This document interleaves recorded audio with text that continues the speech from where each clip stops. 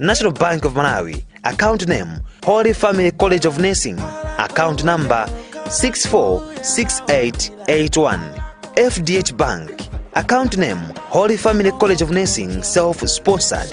Account number 118000046452. Closing date for receiving applications is 16th September 2022, and shortlisted candidates will be invited for interviews on 26th September 2022. Written applications with relevant copies of certificates or stamped notification of results plus bank deposit slip must be sent to the College Registrar, Holy Family College of Nursing and Midwifery, PO Box 51224, Limbe, or via email holynursing@gmail.com.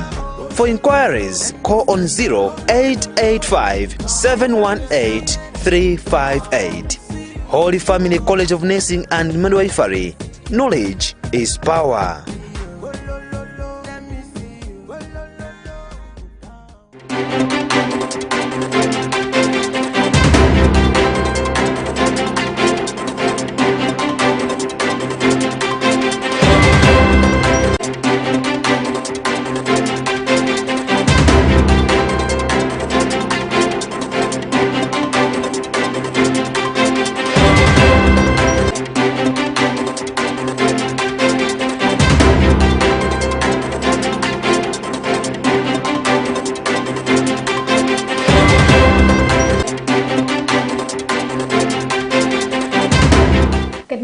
And thanks for joining us for our Wednesday's edition of Press Usual right here on Luntha TV, today being the 31st of August in the year 2022.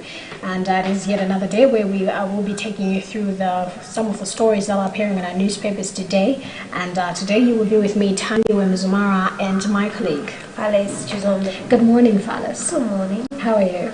I'll say better. How are you? I'm fine. Are you sure you're okay? Yeah. Can you hear my voice? I can. Yeah. I have flu. But anyways, I'm okay. Oh, you have flu?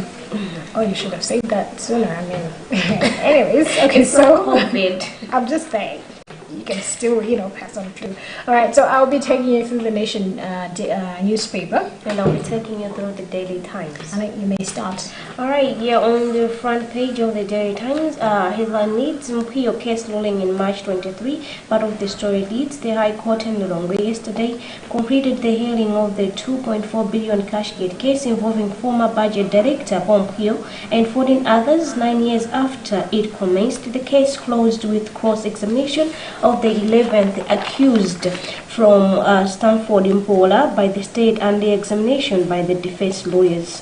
All right, so here, if I'm hearing it right, so this story, rather this case, it is proceeding after 9 years. Okay, and then they've also just moved it to March 2023. Yes. So like 10 years. And then how long is it going to take until people are charged with whatever it is they're supposed to be charged with? I think it's going to take forever. There are chances that they might also move the debt. Exactly, and yet as a country we're saying that we're trying to actually make sure that we expedite our cases in our courts so that we at least I feel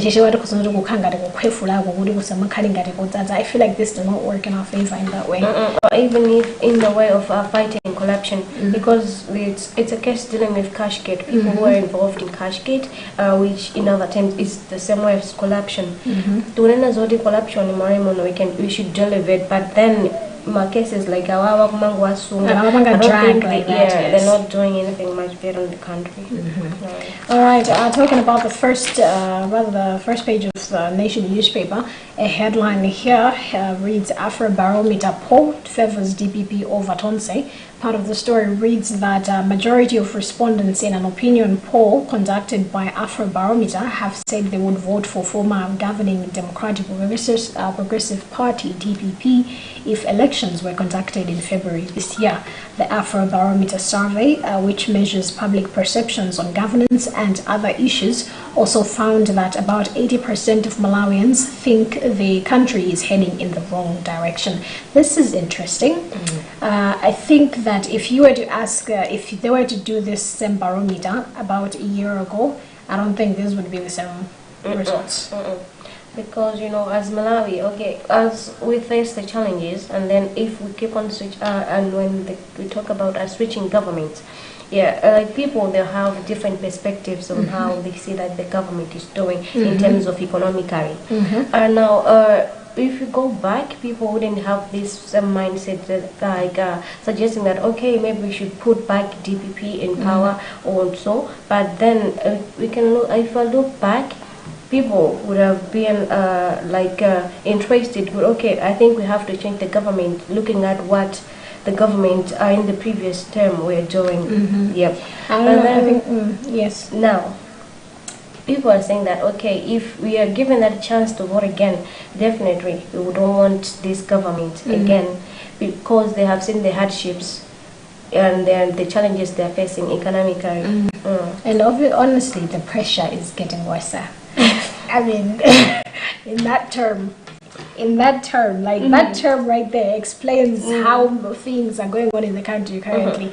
The pressure is getting worse. Like each and every day, we see things, and some of these things, it's like deja vu. Some things that we've actually expressed before in the past, like the issue with fuel. Yep. I remember there was a time during the DBB regime, and mostly during the late Bingu's regime, the second term. There was a time whereby there was fuel shortage, and people used to queue on gas stations, and that is the case at this point. Even in Kanyama Gitsi, it was literally the very same way. The and honestly, I don't know. And we've seen so much drama to do with Magitsi. Last week, it's another minister, Narida, Kanyama Gitsi, and I don't know. Government thinks could it sabotage, there is maybe some people who are actually doing it on purpose.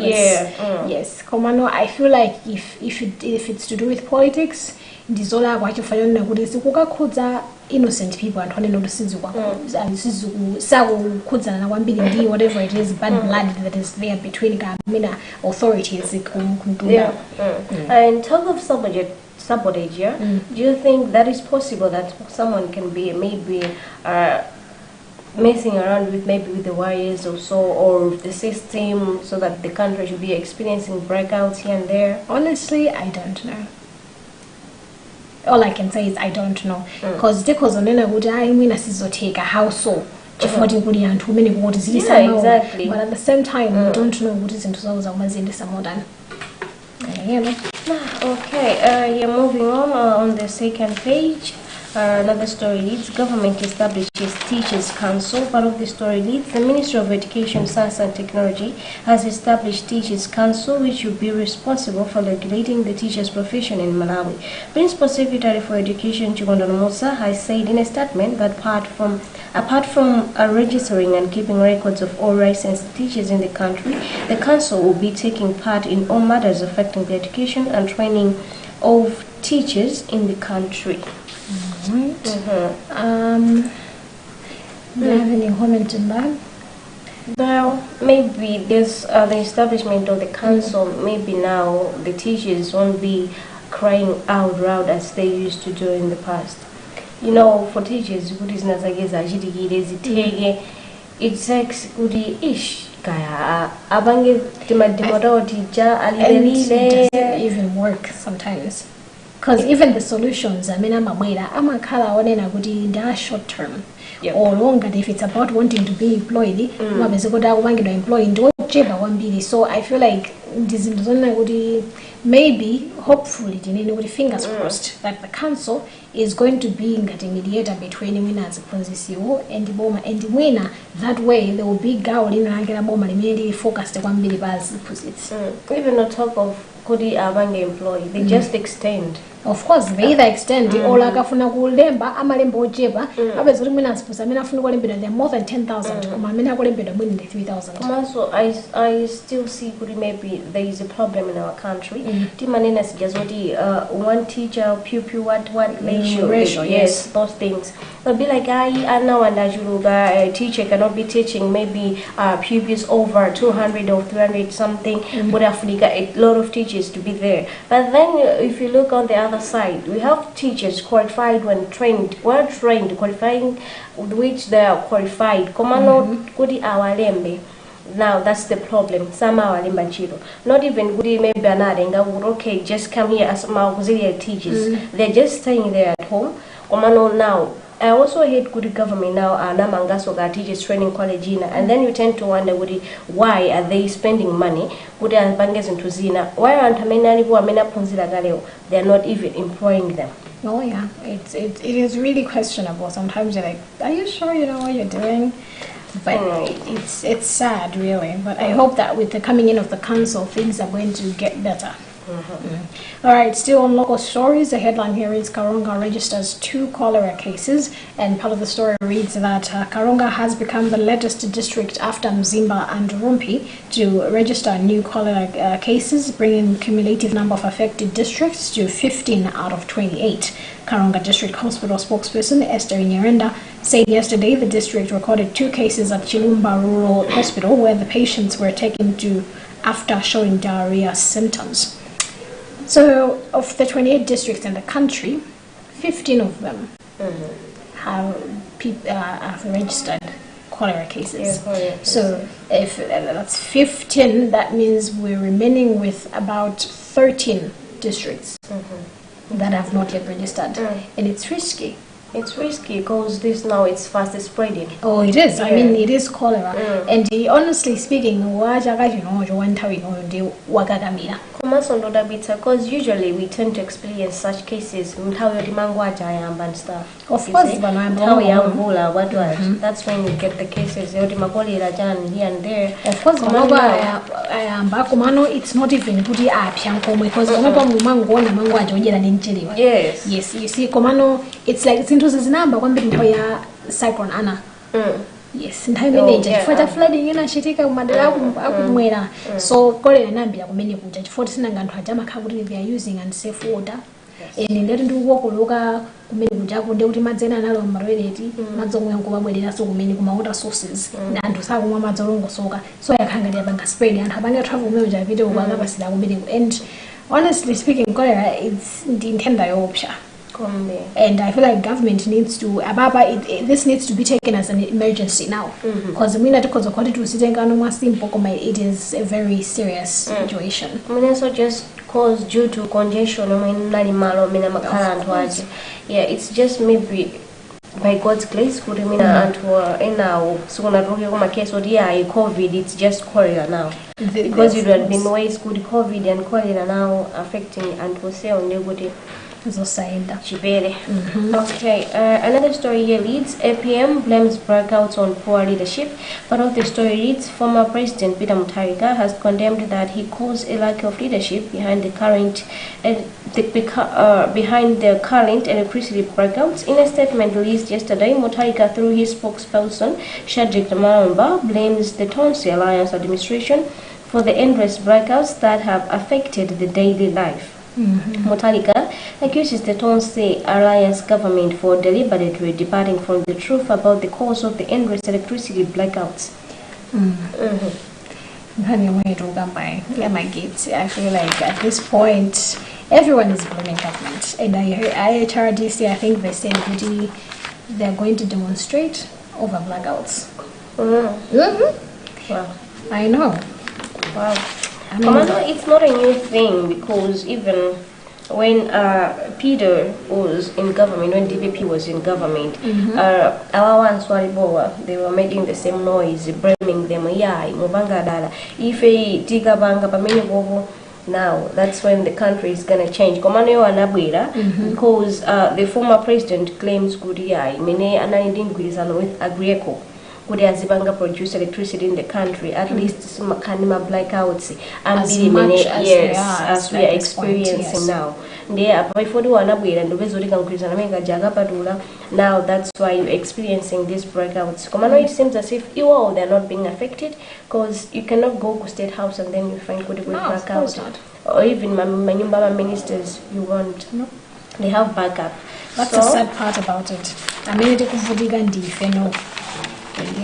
So moving on to business news, A headline here reads, MRA rolls out taxpayer charter to boost tax compliance. Now, part of the story reads that Malawi Revenue Authority, MRA, says it wants to stimulate voluntary tax compliance and public confidence in the tax system to widen the tax net and promote a fair tax system.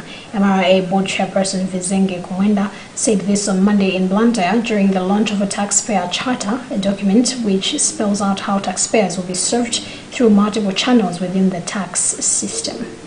Okay, here in the business segment, the headline is export earnings hit 301 billion in 1 hour. Here the subheadline leads drop by 6% from last year, and another subheadline leads experts push for import substitution. Part of the story reads Malawi realized 301.8 billion from oil exports in the 6-month period ending June 2022. Figures from the National Statistical Office show.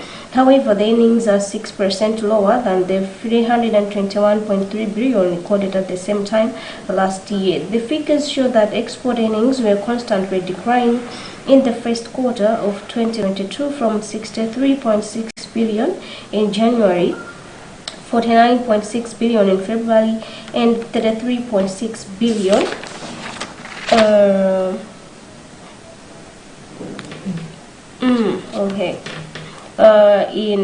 in February, something like that. Yes.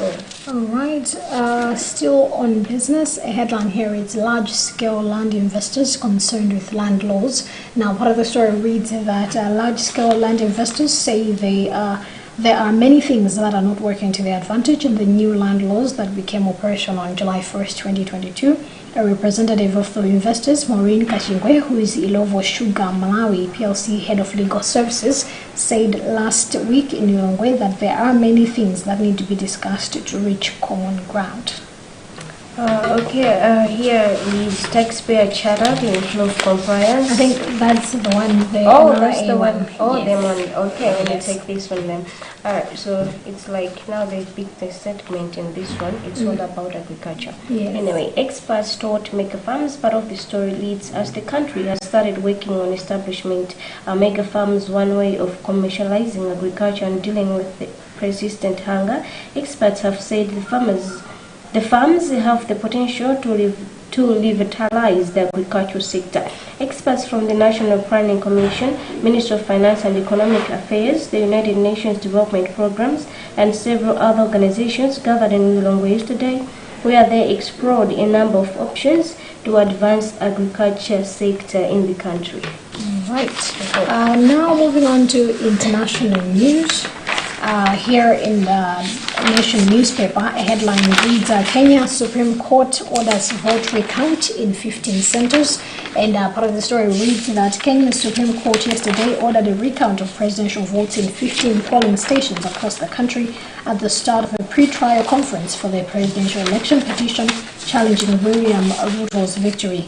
Kenya's The Standard and the East African newspapers reported that the court ordered that country's Independent Electoral and Boundaries Commission (IEBC) to give Azimio la Umoja, One Kenya Coalition, presidential candidate Raila Odinga access to all servers at the National Tallying Center that may have been used for storing and transmitting voting information.